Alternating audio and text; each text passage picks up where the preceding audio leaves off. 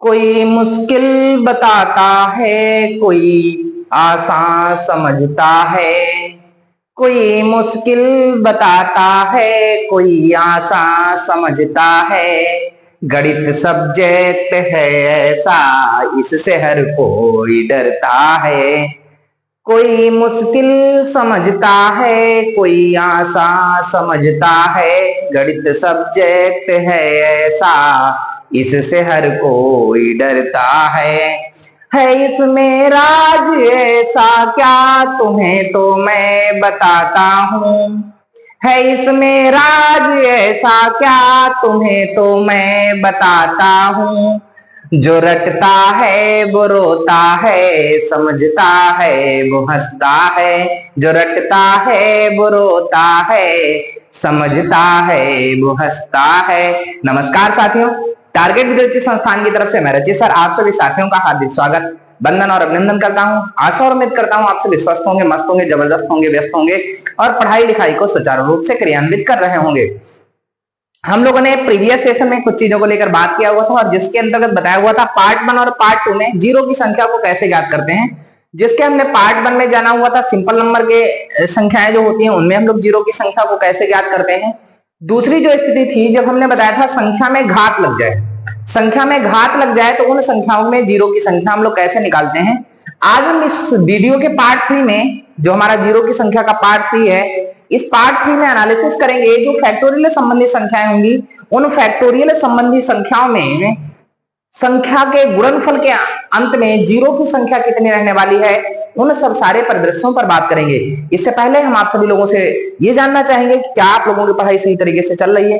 अगर हाँ तो सभी लोग एक बढ़िया सा दिल बनाकर कमेंट में प्रेषित करेंगे, जिससे हमें पता लगेगा कि हाँ आप सभी लोग अध्ययनरत हैं, लगातार अपनी पढ़ाई को सुचारू रूप से क्रियान्वित कर पा रहे हैं, ताकि आप अपने लक्ष्य से किसी भी प्रकार से दूर नहीं हो पा रहे हैं। क्योंकि देखो जीवन में प्रत्येक व्यक्ति के साथ ऐसा समय आता है जब वह करना तो बहुत कुछ चाहता है, बशर्ते परिस्थितियां हमारे अनुकूल नहीं होती हैं। लेकिन ऐसा नहीं है कि हमें प्रतिकूल परिस्थितियों में अपने रास्ते से विचलित हो जाना है। हमें चाहे परिस्थितियां प्रतिकूल हो चाहे अनुकूल हो, लगातार अभ्यास करते रहना चाहिए।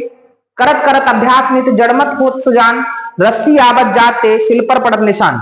हमें लगातार अभ्यास को करते रहना चाहिए और जब आप लगातार अभ्यास को करोगे तो कहीं ना कहीं आप अपनी मंजिल को प्राप्त कर पाओगे। ठीक है, तो साथियों आशा और उम्मीद करते हैं कि आप सभी लोग अध्ययनरत होंगे, लगातार पढ़ रहे होंगे बिना किसी समस्या के। तो आज के सेशन की हम लोग शुरुआत करेंगे और आज जानेंगे फैक्टोरियल संबंधी संख्याओं के दाहिनी ओर जीरो की संख्या कितनी होगी। कुछ एग्जांपल के तौर पर हम लोगों ने यहाँ पर क्वेश्चन लिख रखे हैं जो पावर बेस्ड हैं, उनको भी हमने लिख रखा है। जो कि विगत परीक्षाओं में प्रश्न हमारे पूछे गए हैं या जो आगामी परीक्षाओं में प्रश्न पूछे जाएंगे, उन सभी प्रश्नों को लेकर हम लोग परिचर्चा करने वाले हैं। तो देखिएगा आज के सेशन की शुरुआत करेंगे और यहाँ पर जो हमसे जाना गया है, पूछा गया है फैक्टोरियल 50 इंटू फैक्टोरियल 100 में जीरो की संख्या कितनी है दाहिनी ओर। उससे पहले हम कुछ प्रश्नों के माध्यम से इस सवाल को करना चाहेंगे। देखिएगा सभी लोग समझिएगा कैसे किया जाता है। देखो यहाँ पर दो परिस्थितियां होती है। फैक्टोरियल को सबसे पहले तो समझ लेते हैं कि फैक्टोरियल का केस होता क्या है। अगर हम लोग साथियों फैक्टोरियल के केस को समझें तो फैक्टोरियल कौन सी संख्या होती है। अगर किसी भी संख्या को फैक्टोरियल में लिखा गया है तो वह संख्या तब तक टर्मिनेट होती है जब तक कि उसका प्राप्त फल 1 प्राप्त ना हो जाए। जैसे मान लो हमने किसी संख्या को फैक्टोरियल 5 लिखा, अब फैक्टोरियल को साथियों ऐसे भी रिप्रेजेंट किया जाता है या फैक्टोरियल को साथियों ऐसे भी रिप्रेजेंट कर दिया जाता है। लेकिन इन सभी संख्याओं का मतलब क्या होता है साथियों, 5 इंटू 4 इंटू 3 इंटू 2 और इंटू 1। अर्थात तब तक हम संख्या को टर्मिनेट करेंगे जब तक कि हमारा 1 प्राप्त नहीं हो जाता है। तो इसका मतलब ये हुआ, अब अगर हम इन सभी संख्याओं के साथ गुणा करें 5 5 चक्कू 20 20 3 60 60 दूना 120 120 से कम 120, अर्थात कह सकते हैं जो फैक्टोरियल 5 है इसके प्राप्त फल में जो जीरो की संख्या दाईं ओर रहने वाली है साथियों कितनी रहने वाली है, 1 रहने वाली है। लेकिन यहाँ पर संख्या छोटी थी, यहाँ पर संख्या छोटी थी। जैसे जैसे संख्या हमारी बढ़ती चली जाएगी, जैसे मान लो संख्या लिख दी गई फैक्टोरियल 20, इस फैक्टोरियल 20 का मतलब हो जाएगा 20 गुणे 19 और 19 गुणे 18, और तब तक हम लोग चलेंगे जब तक हम लोगों का 1 प्राप्त नहीं हो जाता। लेकिन अब यहाँ पर अगर हम लोग जीरो की संख्या को ज्ञात करना चाहें अर्थात इन संख्याओं की गुणा करना चाहें तो ऐसी दशा में हमारे लिए जो कंडीशन हो सकती है क्रिटिकल हो सकती है, अर्थात हमें ऐसे प्रश्नों को करने में कहीं ना कहीं बहुत सारी समस्याओं का सामना करना पढ़ सकता है। लेकिन फिर भी हम यहाँ पर सारे प्रश्नों को सॉल्व करने वाले हैं, बड़ी शिद्दत के साथ समझने वाले हैं। उससे पहले यहाँ पर दो चीजें और देख लीजिएगा साथियों। जब हमारी संख्या, देखो यहाँ पर होता क्या है, जब भी जीरो की संख्या पूछी जाएगी तो यहाँ पर दो कंडीशन मोस्टली आपको भ्रमित करती हैं। एक तो संख्या होती है ऐड वाली अर्थात जोड़ वाली, जो हमने यहाँ पर लिख रखी है साथियों, और दूसरी होती है गुणा वाली। जैसे हम आपके सामने एक सवाल लिखेंगे और आप लोग देखिएगा, आप लोगों ने पढ़ रखा होगा, जैसे हमने पहला क्वेश्चन लिख लिया। पहला क्वेश्चन हमारा रहने वाला है साथियों 3200 गुणे 1000 और मल्टीप्लाई में आपका रहेगा 40,000 गुणे आपका साथियों रहने वाला है 32,000 और मल्टीप्लाई में साथियों आपका रहने वाला है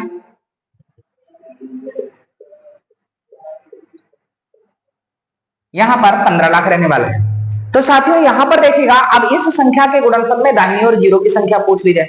अब अगर आप यहां पर सभी संख्याओं के गुणा करोगे और गुणा करने के उपरांत आप ये पाओगे इन सबकी अगर संख्याओं के गुणा की जाए तो आपको क्या करना है, यहां पर देखिए जीरो की संख्या 2 है, यहां पर जीरो की संख्या 3 है, यहां पर जीरो की संख्या 4 है, यहां पर जीरो की संख्या 3 है और यहां पर जीरो की संख्या साथियों कितने रहने वाली है, 5 है। अब हमें यहां पर प्राप्त फल में जीरो की संख्या निकालनी है साथियों, तो क्या करना है, तो समझिएगा इन सारी चीजों को। तो कुछ नहीं करना है, सीधा सीधा सिंपल सा फॉर्मेट रहने वाला है। इन सभी के जीरो की संख्या को हम लोग क्या कर लेंगे, जोड़ लेंगे और हमारा प्राप्त फल प्राप्त हो जाएगा।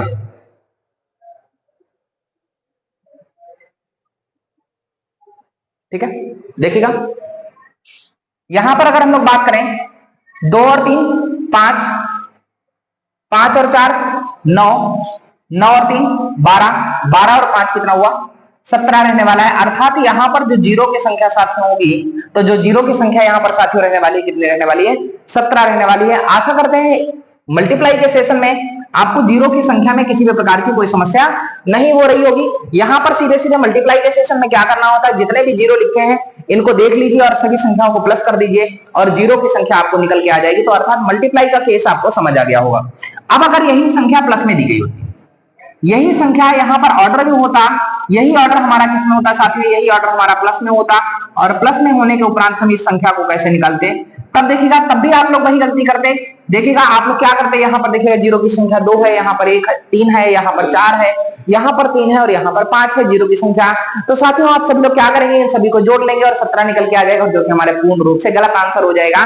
देखिएगा होता क्या है, अगर हम किसी संख्या में जीरो की संख्या को जोड़ें तो हमेशा यूनिट वैल्यू देखी जाती है और यूनिट वैल्यू के अंतर्गत आप यहाँ पर देखेंगे तो जोड़ के केस में जो सबसे कम संख्या जीरो की होती है वही इस प्रश्न का आंसर रहने वाला है। अर्थात यहाँ पर जो जीरो की संख्या रहने वाली साथियों वो कितने रहने वाली, 2। अब आप लोग कहेंगे कि ऐसा कैसे पॉसिबल हो सकता है, जैसे हमने कोई संख्या 3000 दे दी, अब 3000 में 430 अगर जोड़ दिया जाए तो आप देखेंगे इस वाले में जीरो की संख्या तो 3 थी, लेकिन इस वाले में जीरो की संख्या 1 थी और प्राप्त जो फल आया उसमें भी जीरो की संख्या 1 है।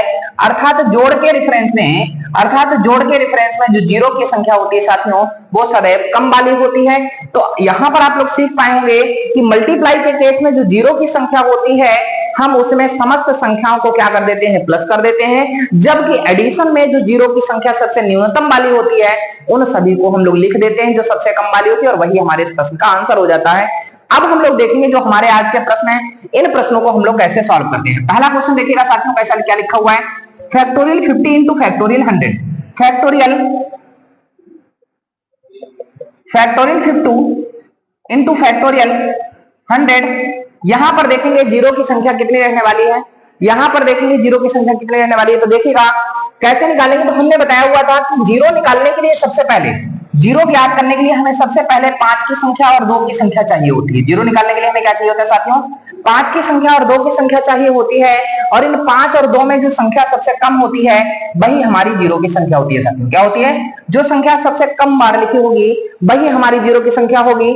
अब सभी को पता है कि कोई भी संख्या लिखी जाए तो उसमें 2 जो होता है प्रत्येक एक संख्या के अंतराल पर आता है, जबकि जो 5 होता है वो सदैव 4 संख्याओं के अंतराल पर आता है। इसका डिटरमाइन ये हुआ कि प्रत्येक अंक अगर हमारे कॉन्जिक्यूटिव नंबर में दिए गए हैं अर्थात संख्या लगातार दी गई है तो उन संख्याओं में 5 की संख्या सदैव कम रहने वाली है। तो इसका मतलब ये हुआ कि कोई भी कॉन्जिक्यूटिव नंबर दिए होते हैं तो वहां पर 5 की संख्या कम होती है। तो साथियों यहां पर सबसे पहले हम लोग 5 की संख्या निकाल लेंगे।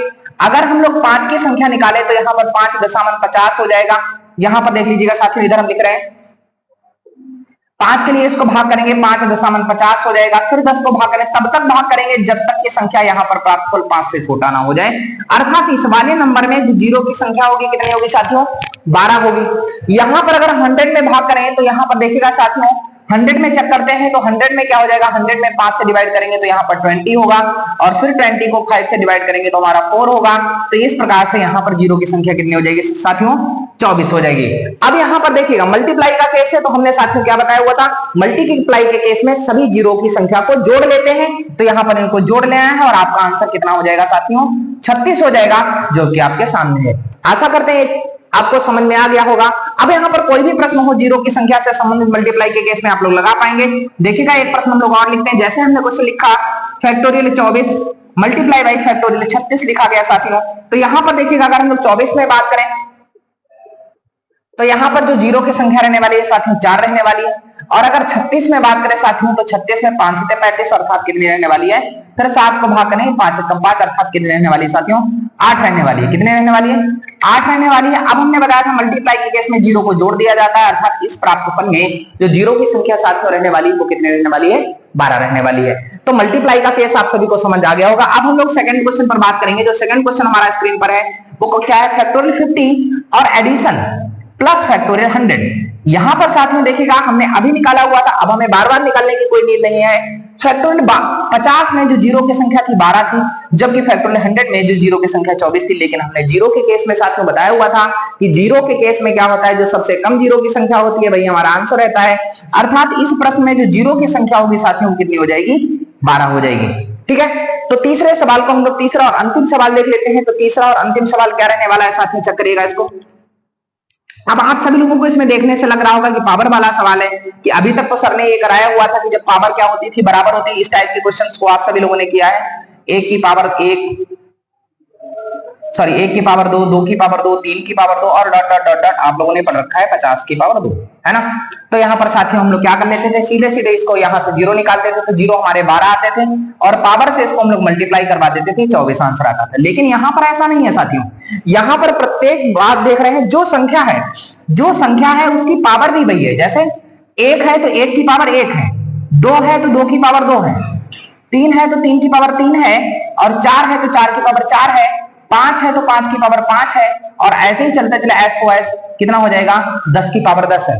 यहां पर जीरो की संख्या साथ में हम निकालें तो अच्छा यहां पर एक चीज समझिएगा, हम देख पाएंगे जीरो की संख्या है क्या रहने वाली है, यहां पर वही कम रहने वाली है जो संख्या 2 या 5 में जिसकी कम होगी उन्हीं की संख्या जीरो से हम लोग ज्ञात करेंगे।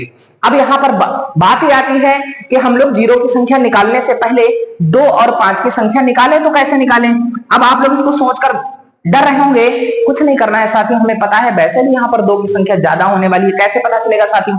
अब देखिएगा 2 की संख्या की अगर बात करें, 2 की संख्या में 2 2 बार आ जाएगा। अब देखिए यहाँ पर अगर हम 2 गुणे 2 लिखें और 2 गुणे 2 यानी 2 गुणे 2 की पावर कितना रहेगा साथियों? 4 रहेगा, अर्थात 4 पावर इस पर 4 पावर इस पर, अर्थात इस 4 में 2 कितनी बार हो जाएगा? 8 बार हो जाएगा। ऐसे ही 6 की पावर 6 में 2 दिया 6, अर्थात 2 की पावर कितनी रहने वाली है? 6 रहने वाली है। ऐसे ही 8 में 2 2 4 2 8, अर्थात 8 पर हो जाएगा 24 रहने वाला है। आप यहाँ पर देख रहे होंगे थोड़ा लंबा पड़ रहा है, ठीक है। और जीरो की संख्या क्या हो रही है, हमें पता है कि 2 की संख्या पहले भी बता चुके हैं ज्यादा रहने वाली है, तो हम यहाँ से 5 की संख्या निकालेंगे, और जो 5 की संख्या आएगी साथियों, 5 की संख्या आएगी वही हमारी क्या हो जाएगी? जीरो की संख्या। 5 की बराबर ही 5 की जो संख्या होगी वही बराबर होगी साथियों किसकी संख्या के बराबर? जीरो की संख्या के बराबर होगी। तो देखिएगा हमें 5 कहां मिलने वाला है, एक तो 5 में मिलने वाला है यहाँ पर, और एक 5 मिलने वाला है यहाँ पर। इसके अलावा 1 से लेकर 10 तक की संख्याओं में 5 और 10 को छोड़कर कोई भी ऐसी संख्या नहीं होती है जहां पर हमें 5 की संख्या प्राप्त हो सके। तो साथियों यहाँ पर देखिएगा 5 की संख्या घात 5 में 5 की पावर 5 में 5 जो मिलने वाला है 5 बार मिलने वाला है, और 10 की पावर 10 में 10 की पावर 10 को अगर साथियों हम लोग लिखे तो 2 गुणे 5 की पावर कितना हो जाएगा साथियों? 10 हो जाएगा। और यहाँ पर भी 5 कितनी बार मिलने वाला है साथियों? 10 बार मिलने वाला है। टोटल जो हमें 5 मिला कितनी बार मिला साथियों? 15 मिला। अर्थात यहाँ पर जो जीरो की संख्या होगी साथियों कितनी होगी? 15 होगी। आशा और उम्मीद करते हैं कि ये वीडियो आप सभी को पसंद आया होगा, अच्छा लगा होगा, और सारी चीजें आपको क्लियर हो गई होंगी। जीरो की संख्या से संबंधित हमने पार्ट 1, पार्ट 2 और पार्ट 3 कराया। आपकी आगे आने वाली आगामी परीक्षाओं में जितने भी प्रश्न जीरो की संख्या से बनेंगे इन सभी कक्षाओं को अगर आप लगातार अध्ययनरत होकर बहुत अच्छे से नोट्स विधिवत बना लेंगे तो आपको इन प्रश्नों को करने में किसी भी प्रकार की कोई समस्या नहीं होगी। अगर आप सभी को ये वीडियो पसंद आया हो तो इस वीडियो को लाइक करिए और वीडियो के अंत में कमेंट करिए तथा हमारे चैनल को सब्सक्राइब करिए। इस वीडियो को लगातार देखने के लिए आप सभी का बहुत बहुत धन्यवाद। आपका दिन शुभ हो। जय हिंद, जय भारत।